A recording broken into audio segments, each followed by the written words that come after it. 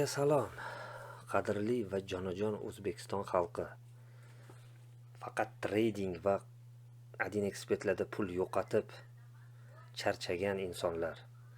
Endi unutib yuboringlar, tradingda 90% odamlar pul yo'qotadi. Neujeli tushunish qiyin.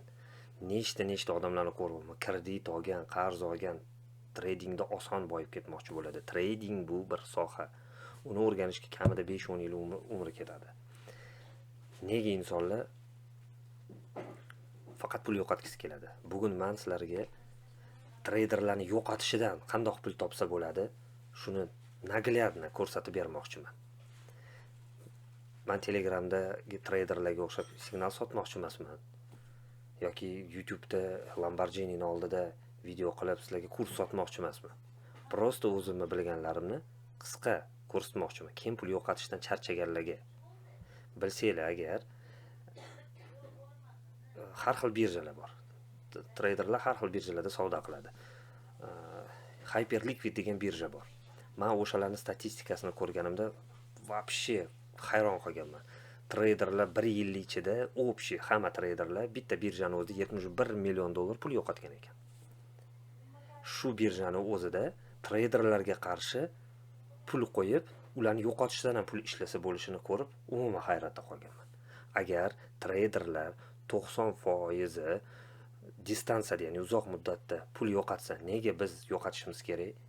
Biz ularga qarshi o'sha nima deydi, puliga pul qo'yib, sabr qilib pul ishlab o'tirsak bo'lmaydimi? Lekin yo'q, bo'lmaydi. Chunki biz tez boyishimiz kerak. Milliarder bo'lib ketishimiz kerak, hech narsa qilmasdan. Unaqasi bo'lmaydi. Shuning uchun hozir sizlarga живой misol tariqasida ko'rsataman, qaysi saytga kirib, qaytga pul qo'yib pul ishlasa bo'ladi. Ya'ni treyderlarni yo'qotishidan. Endi naglядно ko'rsatishga vaqt keldi. Naglядно qaysi saytga kirib, ya'ni mana Hyperliquid saytiga kiramiz. Bu o'rtoqlar, bilib olinglar, bu desentralizovanный birja. Bu sentralizovanный birja emas. Desentralizovanный birja degani, mana misol uchun bilasiz, ko'pchilik biladigan Binance, BitGet, BingX tam yana qanaqadir birjalar, ular sentralizovanный. Siz ularga pul tashiysiz kartochkangizdan. Mana Binance ofitsialni O'zbekistonda ruxsat berilgan, litsenziya olgan. Siz kartangizdan ularga pul tashiysiz, pul ularda turadi.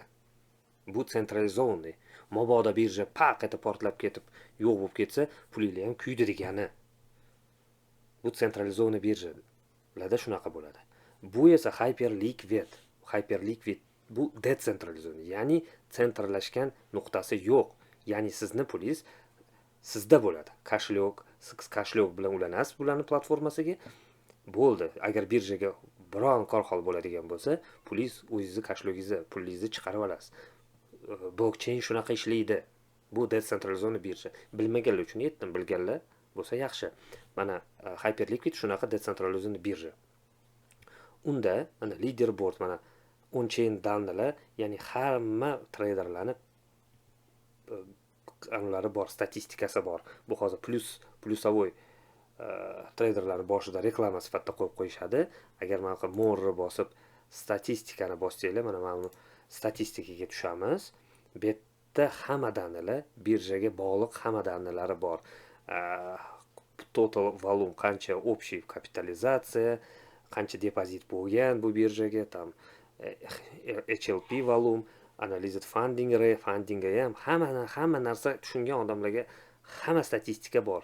Odamlar oddiy mana shu statistikani kirishga ham, даже ko'rishga ham erinadi. Lekin pulini tradingda shunday qo'yib yuborib yutqizishga, ya'ni oqizib yuborishga qiziqadi. Hayron qolasan kishi. Shuning uchun biz aqlli pul tarafida bo'lishimiz kerak. Aqlli pullar qayerda degan savolga hozir mana YouTube'da bitta bola o'sha statistikani topganda men ko'ruvdim. Mana o'sha birjada, yashil obzorda o'sha birja Hyperliquidda mana treyderlarni общий piniyeli 2 yil ichidan 1,5 yil ichidagi piniyeli mana uzoq muddatda treyderlar pul yo'qotgan. Mana sizlarga fakt. Endi Hyperliquidga keladigan bo'lsak, mana trade degan bo'limi bor. Agar siz trader bo'lsangiz, zo'r treyder bo'lsangiz, kashlogingiz ulaydigan joy bor. Mana Connectga ulab, bemalol savdo qilishingiz mumkin. Mana stakan, buy sell hamma xuddi sentralizovanniy birjaga o'xshab platforma qilib qo'yilgan. Lekin bu desentralizovanniydan chiqarmaymiz. Bizga kerak bo'lim bu Vaults bo'limi. Vaultsga kirganimizda e'tibor berasiz, bu yerda pul bor. Hyperliquid provider puli. Ya'ni bu yerda siz va bizga o'xshagan insonlar pul tashashgan. 357 million dollar pul yig'ilgan ekan. Hozir kiramiz.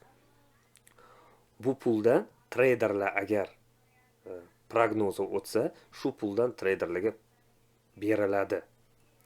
Ya'ni birja bu yerda o'zini pulidan treyderlarga bermaydi. Ya'ni bizni pulimizdan beradi. Bu pul данный moment hozir agar bilsanglar kripto tushgan payti 86% daromad beryapti. Bu gadavoy. Bu lekin sifra o'zgaruvchan. Bir xilada 10% bo'ladi, bir xilada 15%, bir xilada 30%. Ya'ni treyderlarni boya aytib o'tganimdek, treyderlarni yo'qotishidan biz pul ishlaymiz. Ya'ni bizani pulimizni общий piniyeli, ya'ni statistikasi qarang, tepaga qarab ketyapti. Treyderlarnikini boya ko'rsatgan bo'lsam, pastga bo'lsa, bu tepada. Siz plyusdasiz. Lekin bu tez boyib ketish yo'li emas. Bu mana 357 million dollar bu aqlli pullar. Ular tradingda yutqizisi kelsa kelmagan insonlarning pullari shaqqa qo'ygan va sabr bilan o'zini o'sha 86% pulini ishlab o'tiribdi gadavoy. Qatta 86% pul to'lanadi. Agar oddiy misol 10 ming dollar pul shetga tashiydigan bo'lsangiz 8600 bir yilda sizga pul kelyapti. Lekin bizga u ham kam. Biz tradingda yutqizishimiz kerak. Biz tradingda bor budimizni kreditlarga kirib ketishimizni xohlaymiz, kirib ketishni xohlaymiz. Men ham sizlarga o'xshab tradingda yutqizganman, ya'ni oqib qolganman. Shuning uchun bu yerda sabr qilib pulingizni bu bir qanaqadir reklama emas, Hyperliquid reklamasi emas. Bunaqa saytlar ko'p, bunaqa ya'ni birjalar ko'p.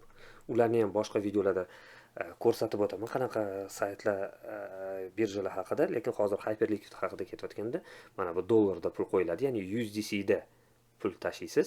Endi qandoq tashlash kerak, nima qilib tashlash kerak bu yoqqa degan u endi boshqa masala. U texnik moment. Uni ozgina o'rganishingiz, pul ishlamoqchimisiz, o'rganishingiz to'g'ri keladi. Kashlog ochishingiz kerak, горячий kashlog ochib, unga qandoq pul tashlashlar internetda, ChatGPT, tam любой joyda informatsiya bor agar xohlagan insonlarga. Lekin qarz olib, kredit olib, birovdan pul olib turib, bu yoqqa pul tashlash shart emas. Ozgina pul tashlab, boshida ko'rish kerak. Agar yoqdimi, o'xshadimi, keyin ozgina ko'paytirib borish kerak. Так что shunaqa gaplar. Albatta bundan foydalaninglar. Trading bilan shug'ullangandan ko'ra, ya'ni Bitcoin tepaga ketarmikan, ana aksiya tepaga ko'tarilib ketadi, pastga tushib ketdi, pulim oqib qoldi degandan ko'ra, o'zingizlarning ishinglar bilan, yoqtirgan ishinglar bilan shug'ullanaverasizlar. Ozgina pul tashlab tursanglar, treyderlarni yo'qotishdan ham pul ishlaysizlar degan maqsadda qilingan video. Так что do'stlar, hammaga xayr. Keyingi videoda uchrashguncha